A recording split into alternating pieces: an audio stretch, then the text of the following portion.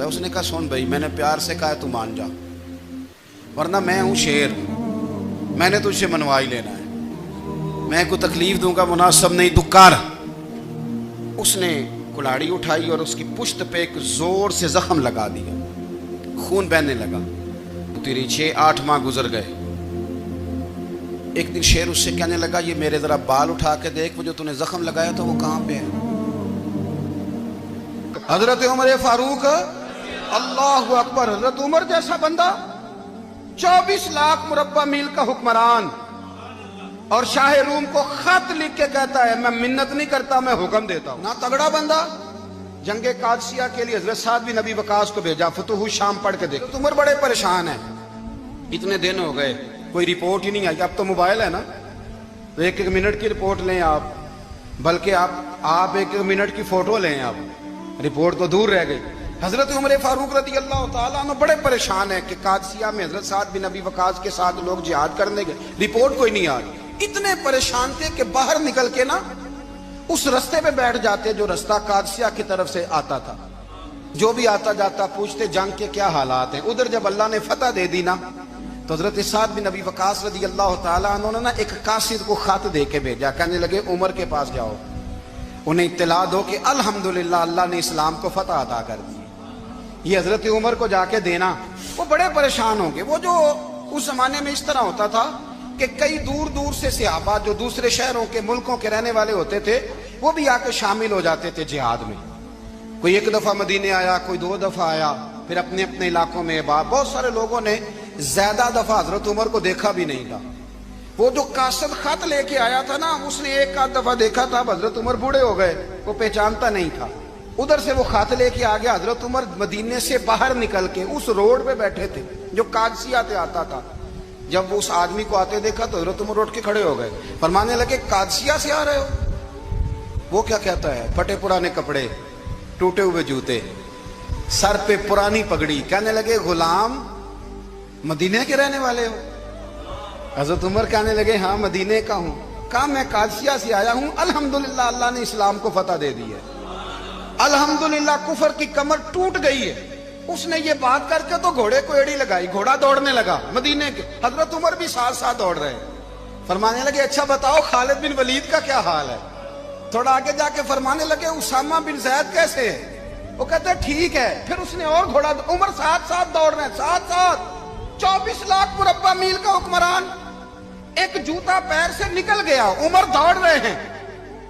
آگے جا کے پوچھتے ہیں سعد بن ابی وقاص کا کیا حال ہے. کہ حضور وہ بھی ٹھیک ہے.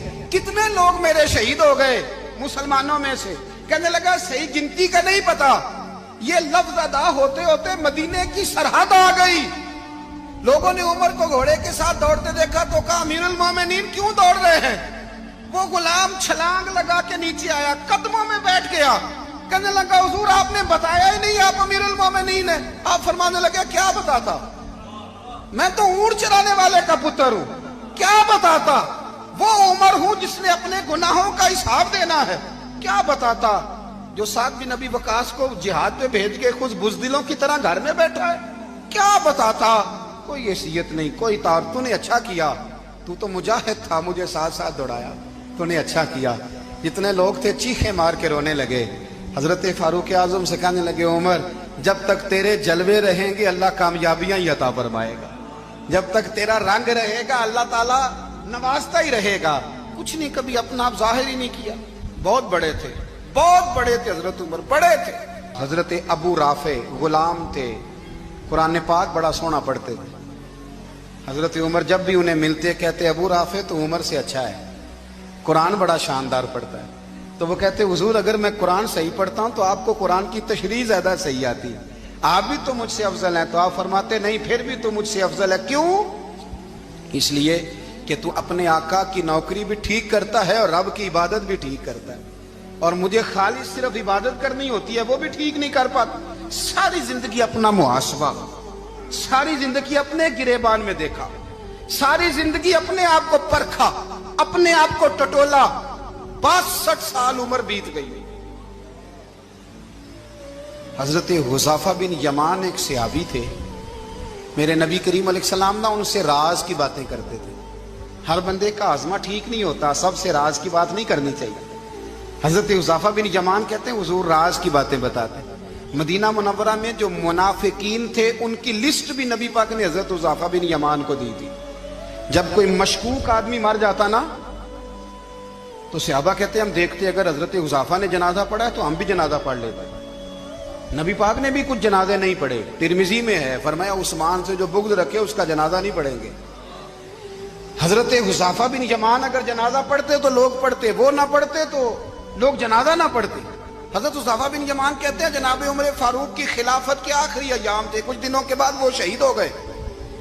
فرماتے آدھی رات کا وقت تھا، میں گھر میں سویا تھا بڑا بے فکر، اچانک میرے دروازے پہ دستک ہوئی، میں گھبرا کے اٹھا، اتنی رات کو کون آیا؟ کہتے ہیں قربان جاؤں، دروازے پہ گیا تو امیر المومنین فاروق اعظم دروازے پہ۔ میں نے کہا عمر کوئی حکم تھا تو مجھے بلا لیتے۔ کہنے لگے میں نا امیر بن کے نہیں آیا، تیرا ویر بن کے آیا ہوں۔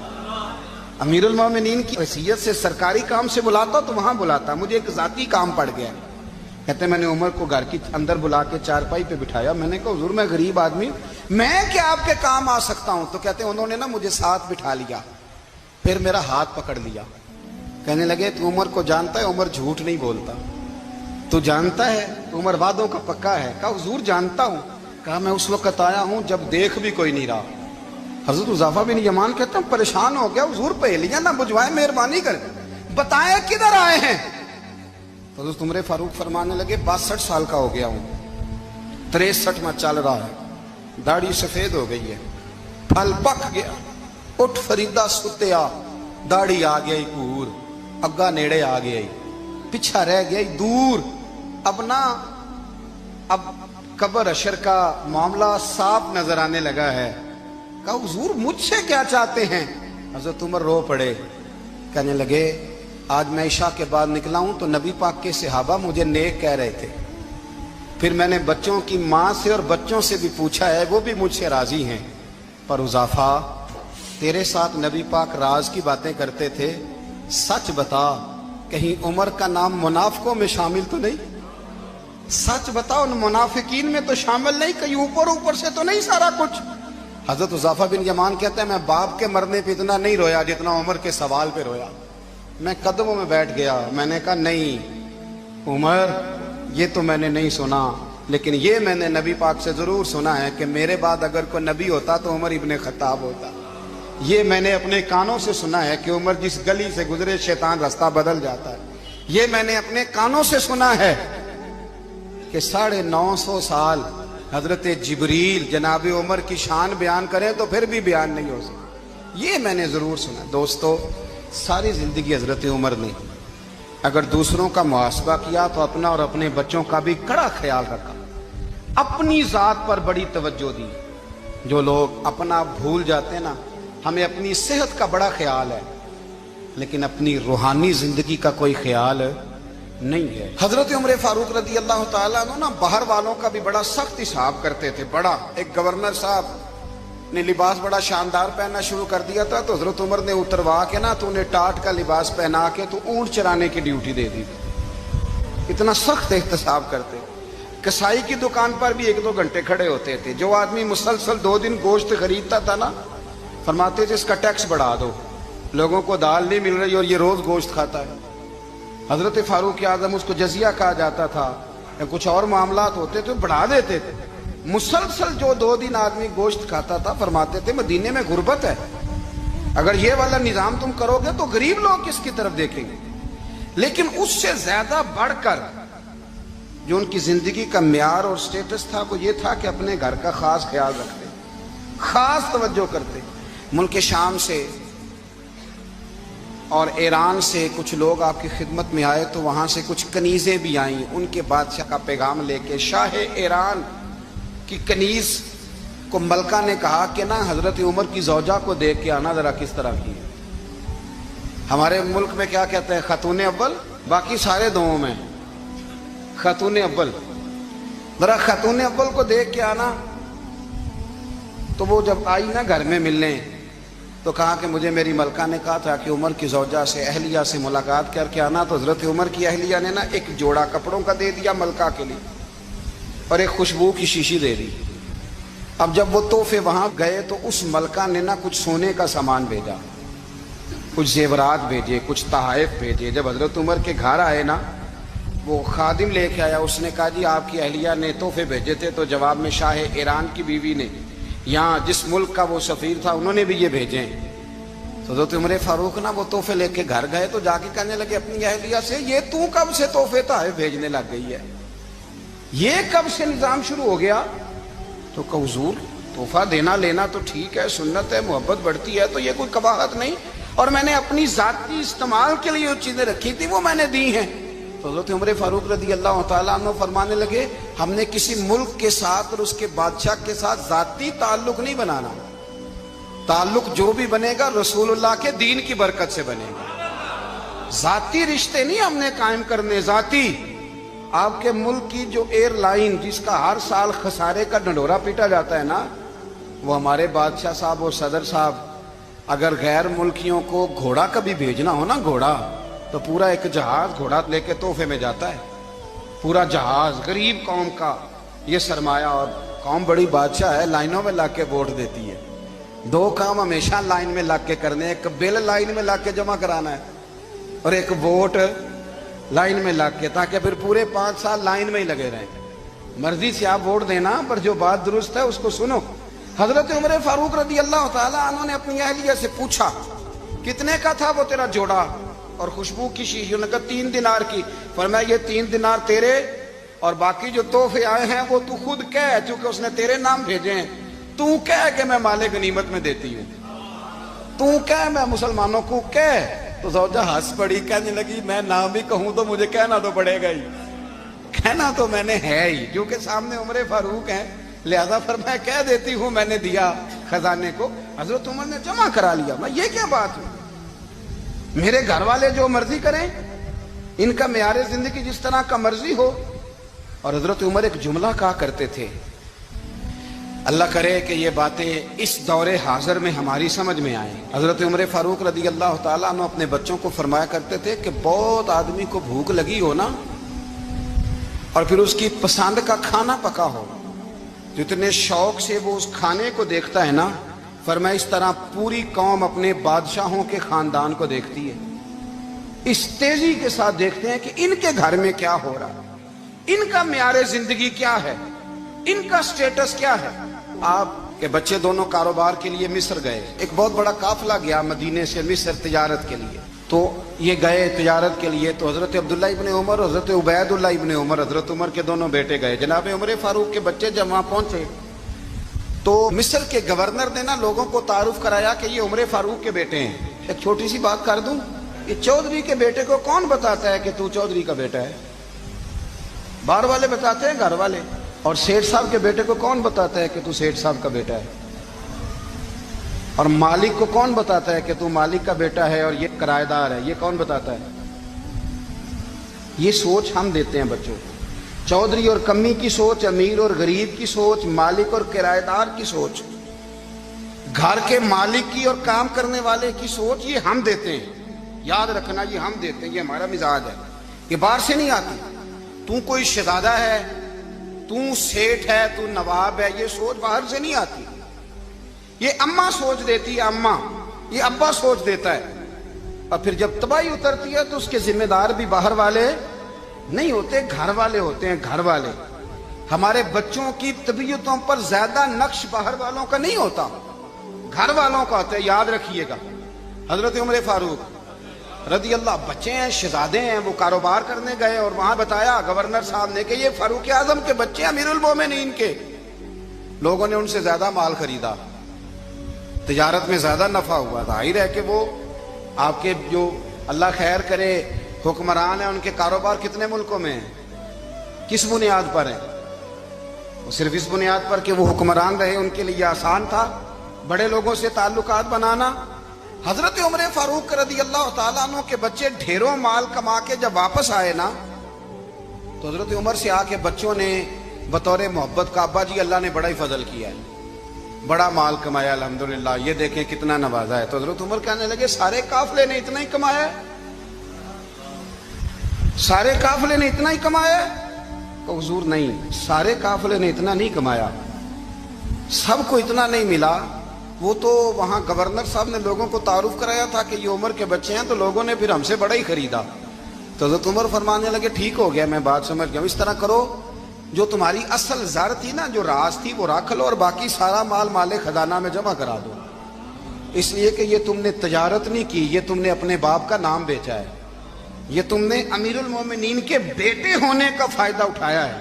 فرمایا یہ تمہارا نہیں حق، یہ مسلمانوں کا ہے، اس لیے کہ یہ مال تم نے محنت سے نہیں کمایا، یہ باپ کی کرسی کا فائدہ اٹھایا ہے۔ اور فرمایا اگر تم نے مال جمع نہ کرایا تو میں مال بھی لے لوں گا زبردستی اور کوڑے بھی ماروں گا، ڈبل سزا دوں گا، مرضی سے جمع کراؤ گے تو کوڑوں سے بچ جاؤ گے۔ بڑے بیٹے نے تو جمع کرا دیا، تو چھوٹا تھوڑا پریشان ہوا، تو حضرت عبداللہ ابن عمر چھوٹے بھائی کا ماتھا چوم کے کہنے لگے بیٹے چپ کر کے جمع کرا، یہاں بھی فخر کر کے ہم عمر کے بیٹے ہیں، اور قیامت میں بھی فخر کریں گے کہ ہم فاروق اعظم کے بیٹے ہیں، یہاں بھی ناز کریں گے اور وہاں بھی ناز کریں گے کہ عمر کے بچے ہیں، ہمارے باپ نے خود بھی حلال ہی کھایا ہے، اور جب ہماری کمانے کی باری آئی ہے تو ہمیں حکم بھی حلال کھانے کا دیا۔ بھائی ہمارا مزاج دے، بچہ جب لے کے آتا ہے 2 لاکھ روپیہ تو کبھی پوچھے کہاں سے آیا ہے؟ جب وہ پہلے دن غلط دوستوں کے پاس جا کے بیٹھتا ہے تو کبھی نکالا گھر سے اسے؟ یہ بہت سارے خمیازے ہمیں اس لیے بھگتنے پڑتے ہیں کہ ہم ابتدا میں سوراخ بند نہیں کرتے، جب اس میں شگاف پڑ جاتا ہے، سیلاب آتا ہے تو ہمیں ہوش آتی ہے۔ حضرت عمر نے اپنے گھر میں نگرانی رکھی، کڑی نگرانی، زیادہ نماز گھر میں پڑھتے تھے حضرت عمر، نفلی نمازیں زیادہ کیوں بلا؟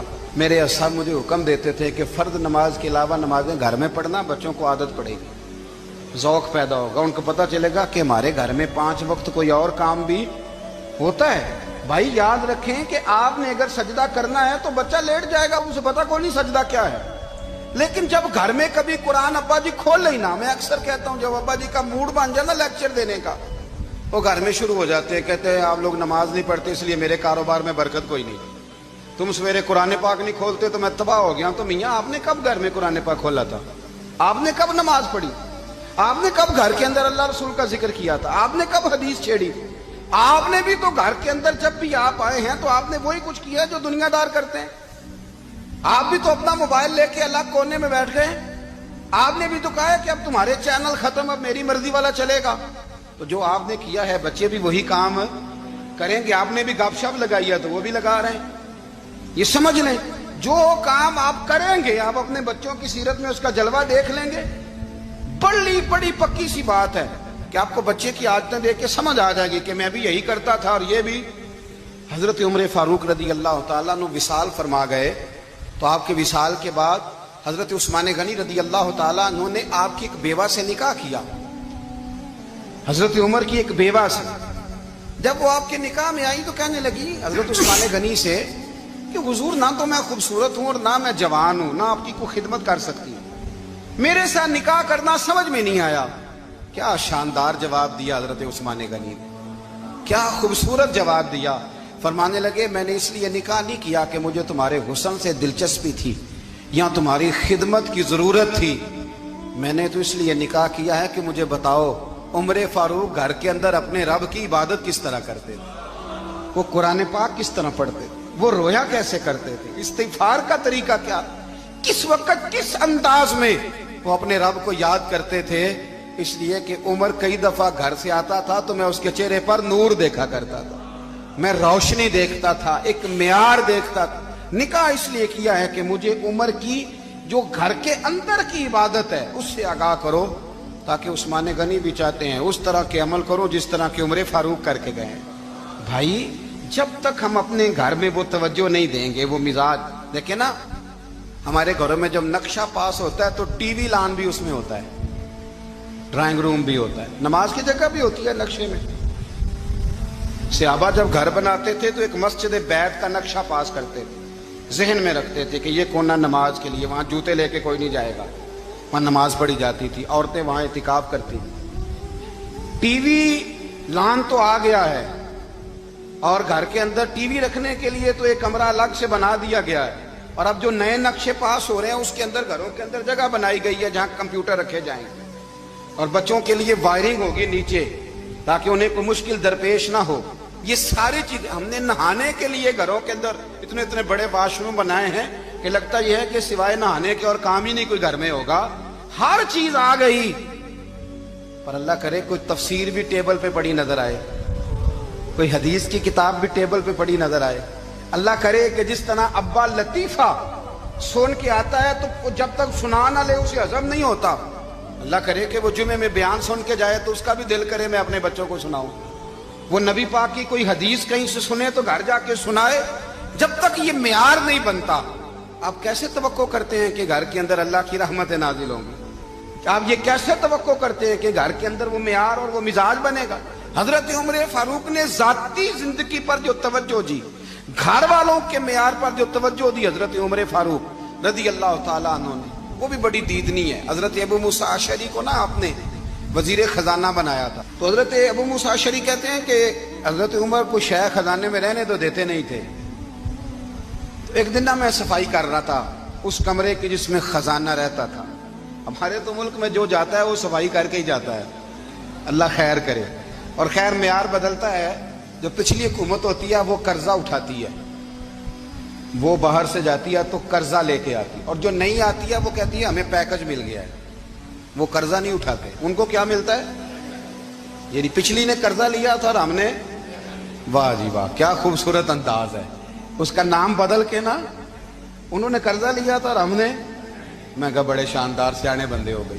حضرت سیدنا ابو موسیٰ اشعری کہتے ہیں کہ میں نے نا مال غنیمت کی صفائی کی تو 1 دینار مجھے نا کہیں پڑا ہوا مل گیا.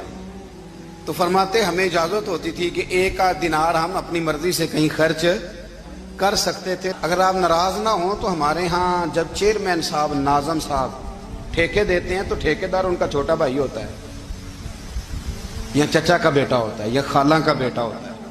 وہ خود ناظم ہوتے ہیں اور ان کا چھوٹا بھائی ٹھیکیدار ہوتا ہے. یعنی وہ نا سارا کچھ گھر کے اندر ہی رہتا ہے. گھر کے اندر ایک پیسہ دیتا ہے، دوسرا واپس اس کو واپس کر دیتا ہے. گھر کے اندر ہی. اب تو خیر ہمارے لوگ سمجھدار ہو گئے. ایک بندہ ایک سیاسی جماعت میں ہوتا ہے، دوسرا دوسری میں، اور تیسرا جس کی بھی حکومت آئی حکومت تو ہماری رہے گی نا. ایک بندہ تو ہے نا اس جماعت. یہ اچھا لوگوں نے ایک طریقہ نکالا ہے. تو حضرت عمر کے بیٹے گزر رہا تھا تو حضرت ابو موسیٰ اشعری کہتے ہیں میں نے صفائی کی تو 1 دینار نکلا. تو میں نے وہ 1 دینار نا حضرت عمر کے بیٹے کو دے دیا. میں نے کہا لو بیٹا اپنے چچا کی طرف سے تحفہ. تو گھر جا کے انہوں نے حضرت عمر کو بتایا کہ چچا نے پیسے دیے ہیں. چھوٹے بچے تھے. حضرت عمر نے حضرت ابو موسیٰ اشعری کو بلا لیا اور بلا کے فرمانے لگے میں تو تمہیں اپنا دوست جانتا تھا اور تو نے میری اولاد کو ہی دنیا دار بنانا شروع کر دیا. میرے بچوں کو ہی تم نے دنیا دار پیسوں پہ لگانا شروع کر دیا. میں تو تمہیں یار سمجھتا تھا. فرمایا تمہیں چاہیے تھا میرے بیٹے کو نصیحت کرتے کہ بیٹا پیسوں سے رب راضی نہیں ہوتا، اس کی رضا والے کام کیے جائیں تو رب راضی ہوتا ہے. اور فرمایا تمہیں کوئی اور گھر نہیں ملا تھا تباہ کرنے کے لیے، میرا ہی گھر ملا تھا. اٹھاؤ اپنا دینار اور خبردار آج کے بعد میرے بچوں کے ساتھ یہ والی نیکی نہ کرنا. اور ہمارا کیا سٹیٹس ہے؟ دوستی ہے یہ اس سے جو تحفے زیادہ دے، جو بچوں کو خراب کرنے میں مدد زیادہ کرے اس کے ساتھ یہ رہنا. حضرت عمر نے گھر پہ اور سب سے بڑھ کر اپنی ذات پہ توجہ کی. حضرت ابو مالک رضی اللہ تعالیٰ عنہ کہتے ہیں میں عمر کے پیچھے پیچھے ایک باغ میں گیا. اکثر اس باغ میں جایا کرتے تھے. اور عمر جا کے نا تو درخت کے نیچے بیٹھ گئے اور فرمانے لگے او امیر المومنین اللہ سے ڈر جا، ورنہ جس رب نے حکومت دی ہے وہ عذاب بھی بڑا دے گا. ڈر جا رب سے. کبھی ساری زندگی حضرت عمر نے اپنا کوئی تعارف نہیں کرایا، کبھی نہیں. ایک بندے نے آپ کے سامنے تعریف کر دی آپ کی تو فرمانے لگے تو خود بھی ہلاک ہوا اور مجھے بھی ہلاک کر دیا. کیا ضرورت پڑی ہے میری تعریفیں کرنے کی؟ اتنی دیر میری تعریف میں لگائی. اللہ کا ذکر کرتا رب تجھے ثواب دیتا. حضور پہ رحمت اللہ علیہ ایک نوجوان کو روز کہتے تھے جا کوئی کام تلاش کر، روز بھیجتے. ایک دن وہ آگے آپ کی خدمت میں آ کے کہنے لگا حضور میں نے فیصلہ کر لیا میں نے کوئی کام نہیں کرنا. اور ماننے لگے کیوں؟ کہنے لگے آج میں نے عجیب سین دیکھا ہے. پر میں کیا دیکھ آئے ہو؟ کہنے لگا جی میں جنگل میں گیا ہوں تو میں نے دیکھا ہے ایک شیر نے شکار کیا ہے، آدھا اس نے کھا لیا ہے اور آدھا منہ میں پکڑ کے سفر شروع کر دیا ہے. ایک پہاڑی پہ چڑھ گیا شیر، میں بھی ایک درخت پہ چڑھا دیکھ رہا تھا. حضرت جی جب وہ شیر پہاڑی پہ چڑھا ہے تو وہاں ایک لومڑی بیٹھی تھی جس کی ایک ٹانگ بھی کٹی ہوئی تھی اور دونوں آنکھوں سے نابینا بھی تھی. اس شیر نے وہ بچا ہوا شکار اس کے منہ میں ڈالا ہے. تو جو رب لومڑی کے لیے خوراک کا بندوبست کر سکتا ہے میرے لیے بھی کرے گا. لہذا میں نے اب کام نہیں کرنا. حضرت حسن بصری مسکرائے, فرمانے لگے کیا بات ہے تیری, تو نے کردار دو دیکھے, ایک شیر دیکھا ایک لومڑی دیکھی. فرمانے لگے بیوقوف, تو نے لومڑی بننے کا پروگرام بنایا, شیر بننے کا کیوں نہیں بنایا؟ تو لومڑی بننے کا پروگرام بنایا کہ کوئی کما کے لائے گا تو میں کھاؤں گا. شیر بن, شکار کر, کھا بھی اور کھلا بھی, غریبوں کے پاس بھی لے کے جا, کھا بھی اور کیا بن, شیر بن, شیر کھا بھی اور کھلا بھی, محنت کر, جدوجہد کر. علامہ اقبال لندن میں تھے تو بیٹے نے خط لکھا کہ ابا جی ضرورت پڑ گئی ہے, مجبوری آ گئی ہے, کچھ پیسے کسی سے ادھار لے لوں, جب آپ واپس آئیں گے تو لوٹا دوں گا. تو اقبال نے اپنے بیٹے کو خط لکھا اور اس خط کے اندر ایک نظم لکھی, اور کیا انداز اختیار کیا, جاوید کے نام اس نظم کا نام رکھا. اقبال کہنے لگے دیار عشق میں اپنا مقام پیدا کر, ابے کے سہارے جینا اب چھوڑ دے, اب والد کو بیساکھی بنا کے آگے بڑھنا چھوڑ دے. دیار عشق میں اپنا مقام پیدا کر, نیا زمانہ نئے صبح و شام پیدا کر. خدا اگر دل فطرت شناس کرے عطا تجھ کو, سکوت لالا و گل سے کلام پیدا کر. اور میرا طریق امیری نہیں فقیری ہے, میرا طریق امیری نہیں فقیری ہے. خود ہی نہ بیچ غریبی میں نام پیدا کر, خود ہی نہ بیچ غریبی میں نام پیدا کر. پتہ تو تب ہے نا کہ جب تو غریب ہو پھر کچھ کر کے دکھائے, جب تو کمزور گھرانے سے اٹھے پھر تو کچھ کر کے دکھائے.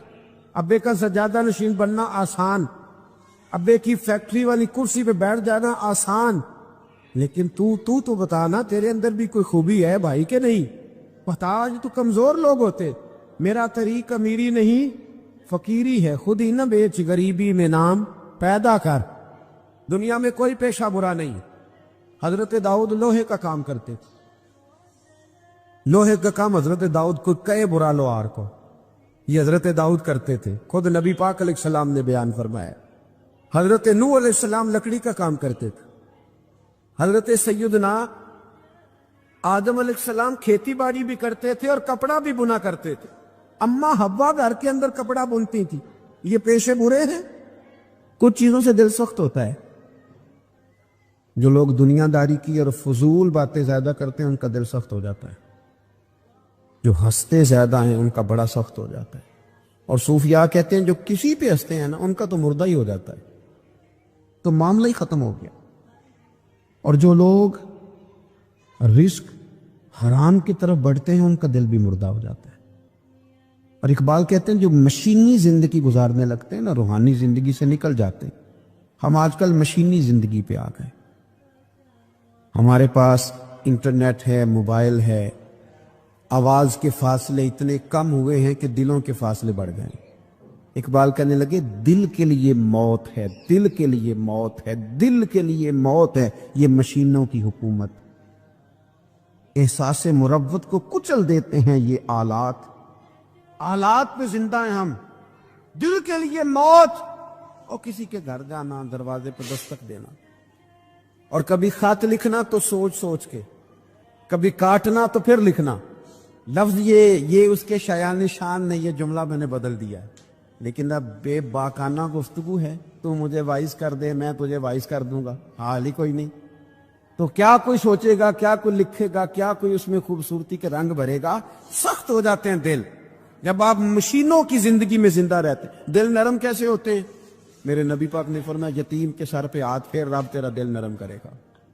اگر زنگ لگ جائے دل کو تو اللہ کا ذکر کر, قرآن پاک کی تلاوت کر, اللہ تیرے دل کو نرم کر دے گا. اور پھر فرمایا کہ اگر دل سخت ہو جائے تو موت کو یاد کر, تیرا دل نرم ہو جائے گا. اچھوں کی صحبت اختیار کریں تو دل نرم ہو جاتا ہے. قبروں کی زیارت کریں, جائیں کبھی اپنے شہر کے قبرستان میں, غور کریں کہ وہ چودھری صاحب لیٹے ہیں، یہ علامہ صاحب لیٹے ہیں، وہ فلاں بہت بڑے افسر لیٹے ہیں، وہ دیکھو وہ میرا عزیز لیٹا ہے۔ وہ ہارون رشید نے کہا حضرت داؤد بھائی سے نصیحت کر دیں، تو فرمانے لگے باپ کدھر ہے تیرا؟ کہا حضور قبرستان میں، اماں قبرستان میں، دادا نانا بڑے بھائی سب قبرستان۔ فرمایا میں کیا نصیحت کروں؟ او پہ دس یعنی قبران جنہ تے پھول پے، ادھروں کوئی بھی نہیں آمدہ، ادھروں لکھاں گئے، سہ سہ جوڑ سنگت دے ڈٹھے، سہ سہ جوڑ 100 سال کی دوستیاں، سہ سہ سال سنگت دے ڈٹھے، او تکو آخر وتھاں پئیاں، اور جنہ بعد جیسی پال نہیں سنجیندے، ایک پال نہیں سنجیندے، پھر وہ شکلاں بھی یاد نہ رہیاں، سہ سہ جوڑ۔ کہا یہ کوئی کم ہے دل کو نرم کرنے کے لیے تیرے پاس موت کا تذکرہ قبروں کی جائے کو تھوڑی ہے؟ یہ چیزیں دل نرم کرتی ہیں، یاد نرم کرتی ہیں چیزیں دل۔ سختی طبیعتوں کی، مزاجوں کی سختی، دوسروں کے بارے میں ڈاٹے جذبات، ہمارے رویے ڈاٹے، ہماری طبیعتیں سخت۔ حضرت عبداللہ ابن مسعود رضی اللہ تعالیٰ عنہ نے ایک شخص کو جنازے کے موقع پہ ہنستا ہوا دیکھ لیا، فرمایا آج کے بعد تیرے ساتھ کلام نہیں کروں گا۔ جس کا جنازہ دیکھ کے بھی دل نرم نہیں ہوا اور قبرستان دیکھ کے بھی دل نرم نہیں ہوا، وہ تو سخت دل بندہ، سخت دل بندے سے دوستی کبھی نہیں رکھوں گا، میں تو درد دل والوں سے پیار کروں گا، تیرے ساتھ میں کلام نہیں کرتا۔ تو کس طرح کا شخص ہے بھائی جسے یہاں کے بھی ہنسی آ رہی ہے، مذاق سوچ رہا؟ تو دل کی نرمی، میرے نبی پاک صلی اللہ علیہ وسلم نے نا دل پر، ہم نے نا کپڑوں پر بڑی محنت کی، ہم نے چہروں پر بڑی محنت کی، ہم نے اپنے ظاہر کو سنوارنے پر بڑے، ہم نے اپنے حق میں بڑے بڑے لفظ یاد کیے، بڑی کہانیاں یاد کی، پر دل کے لیے محنت، اس پر محنت ہی نہیں کی۔ اعلیٰ حضرت فاضل بریلوی کتنے بڑے عالم ہیں، 1000 کتاب کے مصنف، اور ان کے فتاوی موجود ہیں کہ جس بندے کا تلفظ ٹھیک نہ ہو، یعنی جو ضروری قواعد ہیں وہ قرآن پاک کے جس کو نہ آتے ہوں اس کے پیچھے نماز نہیں، جو ہا اور ہا میں فرق نہیں کر سکتا، حمزہ اور عین میں فرق نہیں کر سکتا، وہ الفاظ کا معنی بگاڑ دے گا۔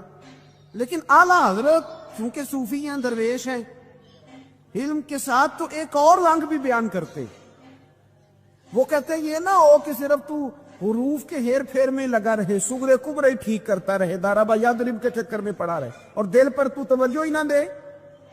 فاضل بریلوی رحمۃ اللہ علیہ فرمانے لگے کہ 2 علماء نے قرآن ایک درویش کے پیچھے نماز پڑھی، تو مستحب جو قواعد تھے نا جن کے بغیر نماز، وہ ٹھیک نہیں تھے ذرا ان کے، تو وہ کہنے لگے دیکھا جی اتنے بڑے پیر صاحب ہیں اور ان کی تو قرات ہی ٹھیک نہیں، تلفظ ہی ٹھیک نہیں، حالانکہ لفظ تاثیر سے بنتے ہیں تلفظ سے نہیں، لفظ تاثیر سے بنتے ہیں تلفظ سے نہیں۔ اہل دل آج بھی ہیں اہل زبان سے آگے، انہوں نے کہا جی بابا جی کا تو تلفظ ہی ٹھیک نہیں۔ اعلیٰ حضرت نے لکھا ہے ملفوظات شریف میں، فرماتے ہیں پھر وہ نہ نہانے کے لیے چلے گئے نماز پڑھ کے فارغ ہو کے، تو وہ پانی میں اتر گئے تو شیر ان کے کپڑے اٹھا کے لے گیا۔ اب کتنی کو دیر پانی میں رہتے، نکلے بھی تو کیسے نکلے، شرم آتی ہے، مختصر لباس پہن کے وہ غسل کرنے کے لیے گئے تھے، اب پانی میں سردی، کتنی کو دیر بندہ پانی میں رہے۔ لوگوں نے آ کے کہا حضور وہ آپ کے مہمان تو الجھ گئے، بڑے بری طرح پھنس گئے، مہربانی فرمائے ان کو تو بچائیں، وہ تو سخت الجھن میں۔ کہ کیا ہوا؟ کہنے لگے وہ شیر کپڑے لے گیا، اور وہ پانی میں اب کچھ تو ہونا چاہیے، تو وہ بزرگ گئے جا کے نہ دور کھڑے ہو کے شیر کو آواز دی، شیر کو۔ حضور کے صحابی تھے نا حضرت سفینہ، قافلے سے رستہ بھول گئے، ایک سائیڈ پہ ہو گئے تو سامنے شیر آ گیا۔ میں نے کہا ہے لیکن جب آ جائے تو، جب شیر سامنے آ جائے، جب سامنے آ جائے پھر پتہ چلتا ہے کہ یہ تو واقعی آ گیا ہے، پھر انداز اور ہوتا ہے۔ حضرت سفینہ کے سامنے شیر ہی آ گیا، مشکات میں شیر آیا، اب کوئی بھاگتا ہے، کوئی چڑھتا ہے درخت پہ، کوئی لکڑی اٹھاتا ہے، کوئی اسلحہ پکڑتا ہے۔ حضرت سفینہ فوراً بولے، کہنے لگے شیر ذرا خیال کرنا میں رسول اللہ کا غلام ہوں۔ پھر آکھیا شیر سفینہ تائی جا را یار آ جاندے، اور جڑے غلام رسول اللہ دے اسی غلام ہونا دے۔ شیر دم لاتا رستہ چھوڑ گیا، اور بابا جی بھی گئے، فاضل بریلوی کہتے ہیں شیر کو آواز دی، شیر دوڑا آیا، آگے کہنے لگے وہ ہمارے مہمانوں کے کپڑے لے گیا، تجھے شرم نہیں آتی؟ تو شیر کپڑے اٹھا کے واپس لایا، ان علماء کو، حضرات علماء کو کپڑے پیش کیے۔ جب ان کو پیش کیے تو پیش کرتے ہی وہ بزرگ پھر فرمانے لگے، کہنے لگے مولانا تم نے لفظ سیدھے کیے ہیں، میں نے دل سیدھا کیا ہوا ہے۔ تم نے محنت کر کے نہ لفظ ٹھیک کیے ہیں، لیکن میں نے دل ٹھیک کیا ہے۔ دل پاک ہوئے تے پاک ہی ملدا ہے، تے بنا پاکوں پاک نہیں ملدا۔ سارے جسم دے دھوون نالوں ایک ٹکڑا دھولا ہے دل دا۔ حضرت سلطان باؤ رحمت اللہ علیہ فرمانے لگے دل کالے نالوں منہ کالا چنگا، دل کالے نالوں منہ کالا چنگا، جے کوئی رمز پچھانے۔ اگر کسی کو بات کی سمجھ آئے، دل نہیں سیاہ ہونا چاہیے، منہ ہو بھی جائے تو کام چل جاتا ہے۔ تو اپنے دل کی صفائی پر دیکھیں میرے نبی پاک علیہ وسلم نے ارشاد فرمایا کہ رب نہ تمہارے مال دیکھتا ہے نہ چہرے دیکھتا ہے، رب تو تمہارا دل دیکھتا ہے۔ اور امام غزالی حدیث لائے ہیں، حضرت عمر فاروق رضی اللہ تعالیٰ عنہ فرماتے ہیں کسی نے حضور صلی اللہ علیہ وسلم سے پوچھا کہ رب آسمانوں میں کہ زمینوں میں؟ جلوے تیری ذات کے کو بکو ہیں، جدھر دیکھتا ہوں ادھر تو ہی تو ہے۔ اللہ زمینوں میں کہ آسمانوں میں؟ تو حضور فرمانے لگے رب تو بندہ مومن کے دل میں رہتا ہے، اللہ تو مومن کے دل میں ہے۔ مومن کے دل کتنا بڑا ہے وہ دل جس میں رب ہے، رب کی یاد ہے، رب کی محبت ہے۔ اس لیے حضرت عمر فرمایا کرتے تھے میں نے دل کی آنکھوں سے اپنے مالک کی زیارت کی ہے۔ اور اقبال نے شاید اسی لیے مشورہ دیا تھا کہ دل بینا بھی کر خدا سے طلب، آنکھ کا نور دل کا نور نہیں، اللہ سے آنکھوں والا دل مانگ، اندھا نہ ہو جائے کئی طرح دل، دل بینا بھی کر خدا سے طلب، آنکھ کا نور دل کا نور نہیں۔ عزیز بھائی اللہ کے جلوے، لیکن ایک بات ذہن میں رکھنا، کسی گلاس میں تھوڑی سی غلاظت ہو نا، دودھ تو دور رہا، شہد تو دور رہا، اس میں کوئی پانی بھی نہیں پیتا۔ تھوڑی سی غلاظت ہو اور آپ کی آنکھوں کے سامنے وہ غلاظت دھل بھی گئی، صاف بھی ہو گئی، شرعی تقاضے پورے ہو گئے، پھر بھی کچھ لوگ کہتے ہیں میری طبیعت نہیں مانتی، میرا دل نہیں مانتا۔ صحیح کہہ رہا ہوں میں؟ او بھائی اتنی سی غلاظت گلاس میں تھی اور سادہ پانی نلکے کا، تو اس میں پینا پسند نہیں کرتا۔ اور اگر دل غلاظت سے بھرا ہو تو رب کی محبت وہاں آئے گی، خدا اپنا قرب وہاں رکھے گا۔ کسی سے جلنا، کسی سے حسد کرنا، کسی کے بارے میں عداوت رکھنا، کچی بولیاں بولنا، اور اب تو اتنا عجیب حال ہو گیا، جماعتیں جماعتوں کے بارے میں برا خیال کرتی ہیں۔ خانقاہ اور آستانوں کا یہ حال ہے کہ سبق پڑھایا جاتا ہے دوسرے کے خلاف، بس ہم ٹھیک ہیں۔ یہ تصوف ہے کہ میرا تو ٹھیک ہے، طریقت تو یہ تھی کہ میں ٹھیک نہیں باقی سارا زمانہ ٹھیک ہے۔ تو کس چکر میں پڑا ہوا ہے؟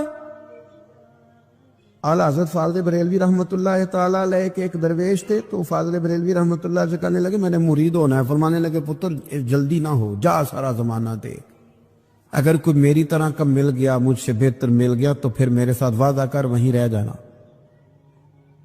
ہاں اگر تیرے خیال میں نہ ملا تو پھر آنا، جا گھوم زمانہ دیکھ۔ یہ کیا بات ہوئی کہ آپ نفی کرنے لگے سارے زمانے کی اور کہیں صرف میں ہی ٹھیک ہوں، فقط میں ہی ٹھیک ہوں؟ یہ طریقت ہے؟ اور تصوف والے تو لوگ یہ کہا کرتے تھے میں تے بندہ ٹھگ جے لوکو، میں تے بندہ چور، اور جس دا خلقت کلمہ پڑھ دی او محمد ہور۔ تو کاٹنی ہوتی تھی تو وہ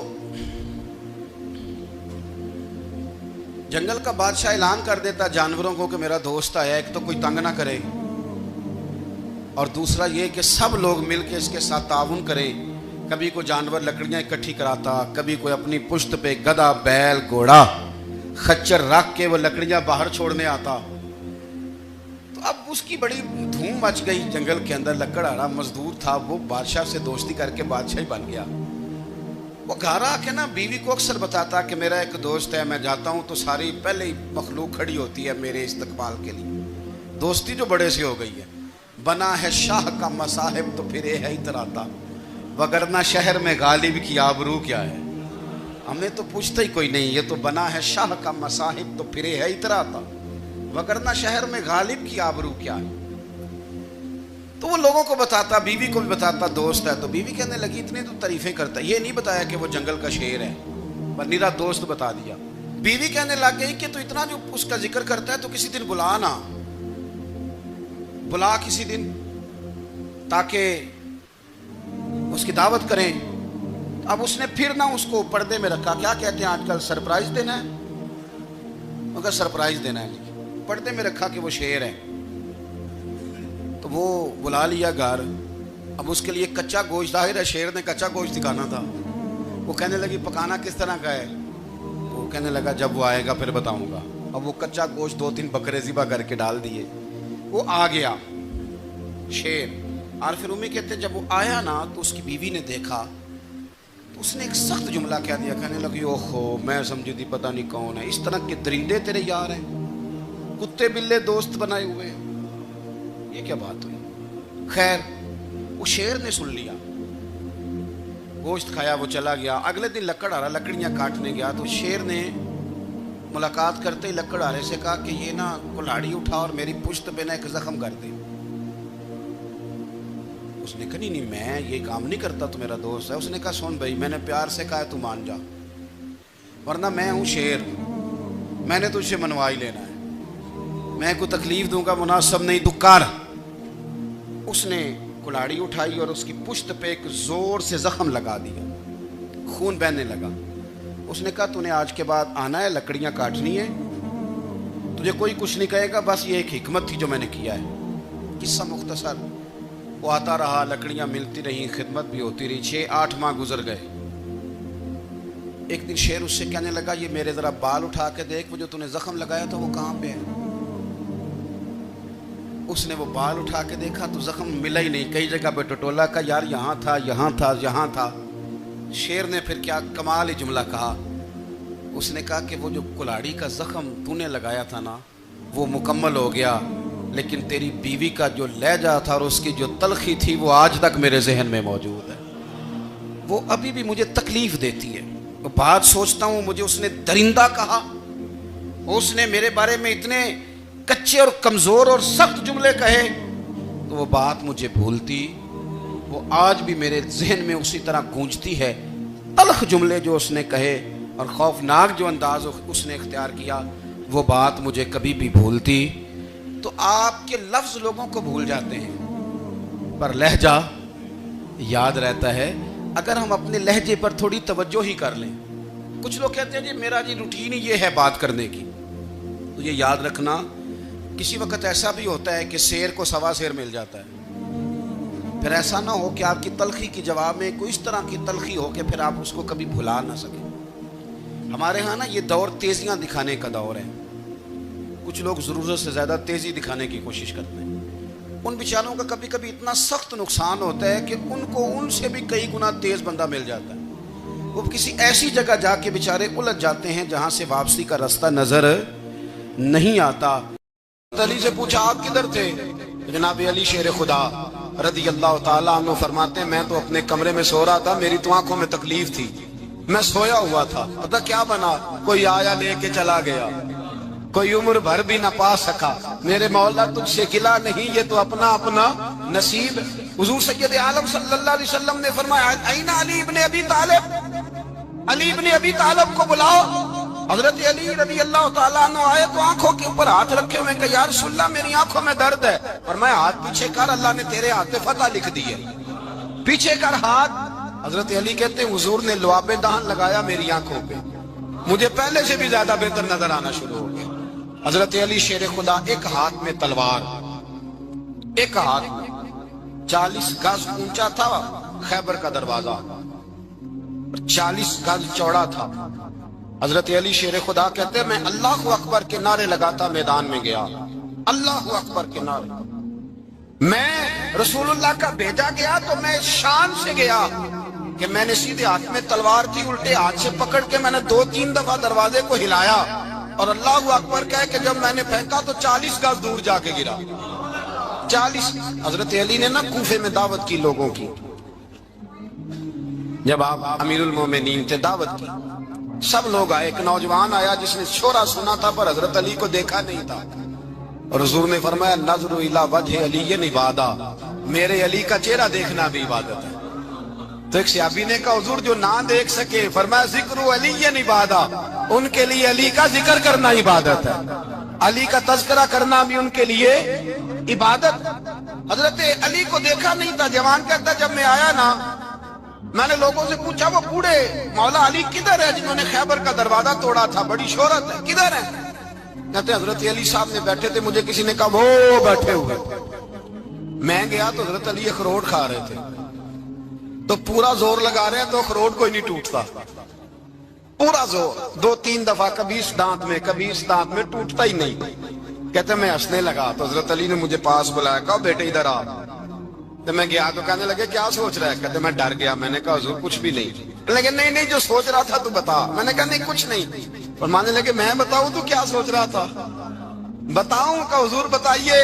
آپ فرمانے لگے تو سوچ رہا تھا بابے سے اخروٹ تو ٹوٹتا نہیں، خیبر کیسے توڑ دیا تھا؟ تو سوچ رہا تھا کہ اس سے اخروٹ تو ٹوٹتا نہیں، تو خیبر کیسے توڑا تھا؟ فرماتے ہیں میں نے کہا میں یہی سوچ رہا تھا. یہ جب عرض کیا نا تو فرماتے ہیں شیر خدا کا رنگ ہی بدل گیا. پہلے مسکرا رہے تھے، پھر انداز بدل گیا. انہوں نے اپنے منہ سے وہ جو خروٹ لگا تھا جھاڑا، ہاتھ منہ جھاڑے، امامہ سیدھا کیا، اور فرماتے ہیں شیر خدا بن کے بیٹھ گئے. کہنے لگے بیٹے اخروٹ کو چھوڑ، کوئی خیبر آ تو لا، میں ابھی بھی توڑنے کو تیار ہوں. خیبر کوئی ہے تو لا، میں ابھی بھی توڑنے کو. دیواریں ہلتی رہتی ہیں اور در کانپ جاتا ہے. علی کا نام سن کے اب بھی خیبر کانپ جاتا ہے. میں تو اس کو چھوڑ اخروٹ کو تو لا. کہتے ہیں میں نے کیفیت دیکھی تو حضرت علی کا تو رنگ ہی بدل گیا. میں نے کہا واقعہ یہ توڑ ڈالیں گے، یہ خیبر آج بھی یہ توڑ ڈالیں گے، کیفیت ہی بدل گئی. فرماتے ہیں شیر خدا مسکرائے، آنے لگے بیٹا ڈرنا، مسئلہ سمجھ. کہا حضور کیا ہے؟ آپ فرمانے لگے اخروٹ میں جسم کی قوت سے توڑ رہا ہوں، اور خیبر میں نے اپنے ایمان کی قوت سے توڑا تھا. میرے ایمان میں آج بھی بڑی قوت ہے. آج بھی اگر کفر للکارے گا، آج بھی اگر دین کا دشمن للکارے گا، علی کا جذبہ جہاد آج بھی بڑا جوان ہے. غیرت ایمانی آج بھی بڑی، دین کے ساتھ وفا کا رشتہ آج بھی بڑا میرا جوان ہے. تو بتا کو خیبر توڑنا ہے تو حضرت علی شیر خدا، ہر جگہ قربانی حضرت علی کی. جب مدینے میں نا حضور نے سب کو انصار اور مہاجرین کو بھائی بھائی بنا دیا تو حضرت علی چپ کر کے کھڑے ہیں. حضور نے فرمایا کیا سوچ رہے ہو؟ کہا حضور مجھے بھی تو کسی کا بھائی بنائے نا. حضور نے فرمایا انت اخی فی الدنیا والآخرہ، تو دنیا میں بھی میرا بھائی ہے، آخرت میں بھی میرا بھائی ہے. امام راضی نے لکھی ہے ایک بات، بڑی عجیب بات لکھی. امام راضی کہتے ہیں زمین پہ نبی پاک نے حضرت علی کو بھائی بنایا تھا تو آسمانوں پہ جبریل امین نے حضرت میکائیل کو بھائی بنا لیا. تو رب کریم نے پوچھا کیوں بھائی بن گئے ہو؟ کہا تیرے محبوب کا جلوہ دیکھ کے بن گئے. جس رات نبی پاک صلی اللہ علیہ وسلم ہجرت کر کے آئے نا، ایک کو حضور نے ساتھ لے لیا، امیر المومنین حضرت ابو بکر صدیق. ابو بکر دا پہلا نمبر کس کا ہے؟ دوسرا، تیسرا، چوتھا. یہ سبق بچوں کو یاد کرائیں. اب ہمارے لوگ مسئلے بھی قوالوں سے پوچھنے لگ گئے، فتویٰ بھی قوال کا چلتا ہے، اللہ خیر کرے. حضرت ابو بکر صدیق کو حضور نے ساتھ لے لیا ہجرت کی رات، اور مولا علی شیر خدا کو بستر پہ سلایا. رستے میں بھی بڑا خطرہ تھا، پر بستر پہ اس سے زیادہ خطرہ تھا، اس لیے کہ جب چادر میں لپٹا ہوا کوئی شخص ہے تو کسی کو کیا پتا کون ہے. اگر آ کے وہ پردہ نہ ہٹاتے ایسے ہی قتل کر دیتے تو کیا پرسانے حال ہوتا، کچھ بھی نہ ہوتا. امام راضی کہتے ہیں رب کریم نے فرمایا جبرائیل میکائیل تم دونوں کہتے تھے ہم بھی بھائی بھائی بن گئے، بتاؤ تم میں سے کوئی ایک دوسرے پہ جان قربان کرے گا جان؟ فرشتے خاموش ہو گئے. تو رب نے فرمایا اب نیچے ذرا جلوے تو دیکھو، علی میرے رسول پہ جان قربان کر رہا ہے، جاؤ دیکھو نا جا کے جلوے، تم تو بھائی بھائی بنے تھے. فرشتے عرض کرنے لگے مولا ہماری ڈیوٹی کیا ہے؟ فرمایا اب تمہاری ڈیوٹی یہ ہے کہ تم جاؤ زمین پہ 2 تلواریں لے لو اور علی کی چارپائی کے اوپر کھڑے ہو جاؤ. اس نے میرے مصطفیٰ پہ جان قربان کی ہے، اس کی جان کی حفاظت کرو.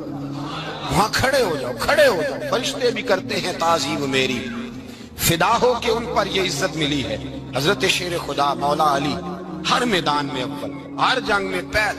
السابقون السابقون اولئک المقربون. اللہ فرماتا ہے سبقت لینے والے سبقت لے گئے، آگے گزرنے والے آگے گزر گئے، اور یہی لوگ ہیں جنہیں رب کا قرب نصیب ہوا. حضرت علی نے مکان نہیں بنایا ساری زندگی، مکان نہیں بنایا، کوئی کاروبار نہیں کیا ساری عمر۔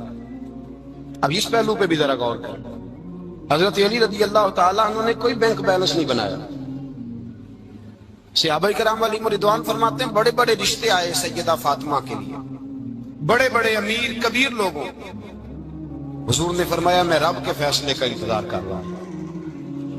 ایک دن تینوں یار ان لوگوں کا خلوص دیکھے مولا علی کے ساتھ، حضرت ابوبکر، حضرت عمر، حضرت عثمان۔ حضرت علی ایک یہودی کے باغ میں مزدوری کر رہے تھے تو وہاں گئے اور جا کے کہا علی تو حضور سے سیدہ فاطمہ کا رشتہ کیوں نہیں طلب کرتا؟ تو حضرت علی کہنے لگے بھائیو نہ مکان ہے، نہ گھر ہے، نہ کچھ ہے، رشتہ کیسے مانگ لوں؟ کہا تو جا تو صحیح، ہمیں تو لگتا ہے رسول پاک تیرا انتظار کر رہے ہیں۔ مولا علی شیر خدا کہتے ہیں میں گیا اور جب میں حضور کی بارگاہ میں گیا تو انہوں نے مجھے یار تھے نا، تیار کر کے بھیجا، مجھے لفظ بھی سکھائے کیا کہنے ہیں، لیکن جب میں وہاں پہنچا نا تو میرے اندر طاقت ہی ختم ہو گئی بولنے کی۔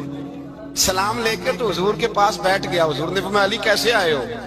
تو میں خاموش، پھر پوچھا کیسے آئے ہو؟ میں خاموش، پھر پوچھا کیسے آئے ہو؟ میں خاموش۔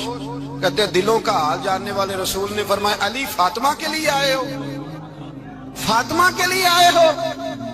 حضرت علی کہتے ہیں میرا جواب بڑا نرالا ہے۔ میں نے کہا حضور وہ تینوں میرے پاس باغ میں گئے تھے، وہ تینوں گئے تھے، مجھے انہوں نے بھیجا ہے۔ کہتے ہیں رسول پاک مسکرا دیے، فرمایا علی انہوں نے نہیں تجھے بھیجا، رب کریم نے فاطمہ کا تیرے ساتھ نکاح کر دیا ہے، تیرے لیے فیصلہ ہو گیا ہے، فاطمہ کا تیرے حق میں فیصلہ ہو گیا۔ حضرت علی سیدہ فاطمہ کو بیاہ کے لے گئے تو حضرت زید بن حارثہ کے مکان میں کوئی مکان نہیں۔ او بھائی تو دولت دیکھ کے بیٹی کی شادی کرتا ہے، سرمایہ دیکھ کے پھر دعا کراتا ہے، دعا کریں اللہ میرے داماد کو ہدایت دے دے۔ میرے رسول نے بیٹی کی شادی کی تقوی دیکھ کے، پرہیزگاری دیکھ کے، دینداری دیکھ کے اس شخص کو بیٹی دی جو السابقون السابقون کے درجے میں شامل، جو ان الذین آمنوا وعملوا الصالحات اولئک هم خیر البریہ کے درجے میں شامل، ان کو اپنی بیٹی دی۔ حضرت علی شیر خدا رضی اللہ تعالیٰ عنہ فرماتے ہیں کہ سیدہ فاطمہ الزہرا کو میں بیاہ کے لایا، سارے گھر کے کام حضرت فاطمہ نے کیے، میں مزدوری کرتا 2 گھنٹہ یا 1.5 گھنٹہ، زور سے اثر کے درمیان کام کرتے، 2 کلو کھجوریں ملی تو مولا علی نے اٹھا کے اپنی کمر پہ رکھی۔ باغ کا مالک کہنے لگا علی تھوڑا کام اور کر لو، فرمایا 2 کلو ہو گئیاں بڑی ہیں، 1 کلو میرے بچے کھائیں گے، 1 کلو مدینے کے غریب بچے کھائیں گے۔ تو کہا علی کل کیا کرو گے؟ فرمایا کل جو رب زندگی دے گا وہ روزی بھی دے گا۔ تو بندہ مشورہ دینے لگا، مشورہ بھی ہوتا ہے نا قریب سے، مشوروں والے بھی بڑی خرابی کرتے ہیں، اللہ ماشاءاللہ۔ کہا علی جائز پیسے تو کٹھے کر لینے چاہیے، کیا حرج ہے؟ جائز کٹھے کر لیں۔ تو شیر خدا نے ایک جملہ کہا پر شیروں جیسا کہہ دیا۔ حضرت علی فرمانے لگے مال حرام ہو تو عذاب ہوتا ہے، حلال ہو تو حساب ہوتا ہے، لہذا نہ میں عذاب والا کام کرتا ہوں نہ حساب والا کام کرتا ہوں، میں کٹھے ہی نہیں کرتا، نہ بندہ عذاب کے چکر میں پڑے نہ عذاب کے چکر میں پڑے، میں اس رستے جاتا ہی نہیں۔ مولا کائنات شیر خدا۔ اور بھائی حضرت سیدنا ابو ہریرہ رضی اللہ تعالیٰ عنہ فرماتے ہیں میں جب اس بات کو یاد کرتا ہوں تو آج بھی رو پڑتا ہوں۔ کون سی بات؟ فرمانے لگے میں کوفے کے بازار سے گزر رہا تھا تو مولا علی شیر خدا کوفے کے چوک میں کھڑے تھے اور ہاتھ میں زرہ پکڑی ہوئی تھی، وہ والی زرہ جو بدر میں بھی ان کے پاس تھی، وہ والی زرہ جو احد، حنین، خندق اور خیبر میں بھی ان کے پاس تھی، زرہ پکڑی حضرت علی نے اور شیر خدا کہہ رہے ہوں بھائیو میری زرہ خرید لو، میری زرہ۔ امیر المومنین ہے اس وقت، امیر وقت ہیں، بادشاہ ہیں، کوفے کے بازار میں، او بھائی میری زرہ خرید لو، یہ بڑی نسبت والی ہے، بدر، احد، حنین میں میرے ساتھ رہی۔ اور شیر خدا فرماتے کیا ہیں؟ فرماتے ہیں جب علی نے یہ لفظ کہے تو میری چیخیں نکل گئی۔ حضرت علی فرمانے لگے اگر میرے پاس نیا تامت خریدنے کے پیسے ہوتے تو میں اسے کبھی نہ بیچتا، نیا تامت خریدنے کے پیسے ہوتے تو میں کبھی نہ بیچتا۔ حضرت علی رضی اللہ تعالیٰ عنہ نے وہ زندگی گزاری، با پردہ، پرہیزگاری، درویشی، سادگی، ساری زندگی کسی کا شکوہ نہیں کیا مولا علی۔ حضرت علی المرتضیٰ کی محبت ایمان ہے۔ اور پھر ویسے بھی حضرت علی اتنے دانا ہیں، حضور علیہ السلام نے فرمایا اگر میں علم کا شہر ہوں تو پھر علی دروازہ ہے۔ علی باب علم کے، شہر علم کے باب علی ہے۔ امام صبوری کہتے ہیں ایک دن نا حضرت جبریل امین انسانی شکل میں مولا علی کے سامنے آ کے کھڑے ہو گئے. کون؟ حضرت جبرائیل علیہ السلام. حضرت جبریل امین کھڑے ہوئے انسانی شکل میں, تو کہنے لگے علی یہ بتائیے کہ جبریل اس وقت کہاں ہے؟ انسانی شکل میں, اور مولا علی سے پوچھتے ہیں. تو کچھ جو آج کل ہمارے شاگرد حضرات پڑھ جاتے ہیں نا, تو وہ ذرا جلدی کرتے ہیں جواب دینے میں. بڑوں کو جب جواب بھی دینا بزرگوں کو, تو جواب میں بھی آداب کا خیال ہونا چاہیے. حضرت مولا علی شیر خدا رضی اللہ تعالیٰ عنہ جب پوچھا نا کہ جبریل امین کہاں ہے اس وقت, تو حضرت علی نے پہلے اوپر دیکھا, پھر نیچے دیکھا, پھر دائیں دیکھا, پھر بائیں دیکھا, پھر آگے دیکھا, پھر پیچھے دیکھا. جواب فٹافٹ تیار تھا کہ آپ ہی تو ہیں, لیکن ایسے جواب نہیں دیا. فرمانے لگے جناب نہ تو اس وقت حضرت جبریل مشرق میں ہیں, نہ مغرب میں ہیں, نہ شمال میں ہیں, نہ جنوب میں ہیں, نہ 7 زمینوں میں ہیں, نہ آسمانوں میں ہیں. پھر بھی یہ نہیں کہا کہ آپ جبریل ہیں. فرمانے لگے بھئی زمینوں آسمانوں مشارق مغارب میں تو کوئی نہیں, تو یا آپ جبریل ہیں یا میں جبریل ہوں, دونوں میں سے ایک ہے. تو حضرت جبریل امین مسکرائے, فرمانے لگے نہیں آپ تو علی ہیں, جبریل تو میں ہی ہوں, آپ علی. دیکھیں نا بہت سارے لوگ سوال کا جواب دیتے ہیں پر وہ آداب کو ملوز خاطر نہیں رکھتے. نبی پاک علیہ السلام نے ایک دن نماز 4 رکعتوں کی تھی, تو حضور نے 2 پہ سلام پھیر دیا. تو صحابہ سے پوچھا میں نے کتنی پڑھی ہے؟ اور اس کہنے لگے یا رسول اللہ زیادہ پتا تو آپ کو ہی ہے, پر ہمیں لگتا ہے کہ آپ نے 2 پڑھائی ہیں. یہاں ایسے کرتا ہے کوئی؟ سوال ہی نہیں پیدا ہوتا. یعنی 1 منٹ سے پہلے امام غزالی ایک درویش کے مرید ہو گئے تھے, تو بہت بڑے عالم تھے. آپ کو پتا ہے عالم آدمی کا مرید ہونا, اللہ ہی خیر کرے, کسی کرامت سے کم نہیں ہوتا, بڑا مشکل ہوتا ہے. وہ کسی کی غلامی کرے وہ بڑا مشکل ہوتا ہے, مطلب کٹھن ماحول ہوتا ہے. تو امام غزالی بیعت ہو گئے, تو مرشد نے پہلا وظیفہ یہ بتایا کہ کسی پر اپنے علم کا اظہار نہ کرنا. ہاں, اپنے علم کا اظہار, آپ اس کو آسان وظیفہ سمجھتے ہیں, یعنی علم ہو بھی تو بندہ اظہار نہ کرے, بد ہضمی ہو جاتی ہے, نیند نہیں آتی. 2-4 لفظ جو بندہ پڑھ کے آتا ہے نا, اس کو تو نیند نہیں آتی کہ میں پڑھا لکھا ہوں تو میں بتاؤں نا. تو حضرت علی شیر خدا کرم اللہ تعالیٰ وجہ الکریم کے وہ آداب سے مجھے یہ بات یاد آئی کہ امام غزالی کے شیخ نے کہا علم کا اظہار نہ کرنا یہ پہلا وظیفہ ہے. شیخ شہاب الدین سہروردی کہتے ہیں مجھے میرے ماموں حضور غوث پاک کے پاس لے گئے تھے, تو جاتے ہوئے میرے رستے میں خیال آ رہا تھا میں الحمدللہ خود پڑھا لکھا ہوں. جب انہوں نے جا کے پیش کیا نا غوث پاک کی بارگاہ میں کچھ دیں, تو حضور غوث اعظم فرمانے لگے بھرے ہوئے پیالے میں کیا ڈالوں, پہلے ہی فل ہے, کوئی گنجائش ہی نہیں. تو فرماتے ہیں پھر میں اگلی دفعہ گیا تو غرور علم کو توڑ کے گیا, تو پھر میں غوث اعظم کی بارگاہ میں بیٹھا تو اللہ تبارک و تعالیٰ نے پھر مجھے جھولی بھر کے خیرات عطا فرمائی. یاد رکھ. وہ کہتے ہیں انہوں نے کہا کہ اظہار نہیں کرنا علم کا. تو بس ایک دن بیٹھے بیٹھے نا ایک بندہ مسئلہ پوچھنے آیا, انہوں نے بزرگوں سے مسئلہ پوچھا, میرے مرشد سے. امام غزالی کہتے ہیں میرے پیر سے مسئلہ پوچھا, تو وہ کہنے لگے بھئی مجھے نہیں اس سوال کا جواب آتا. حضرت صاحب نے کہہ دیا مجھے نہیں آتا. کہتے میں قریب تھا, میں نے اس بندے کو بلایا, میں نے کہا مجھے آتا ہے جواب. السلام علیکم. آپ حضرات کو یہ بیان اچھا لگا ہوگا.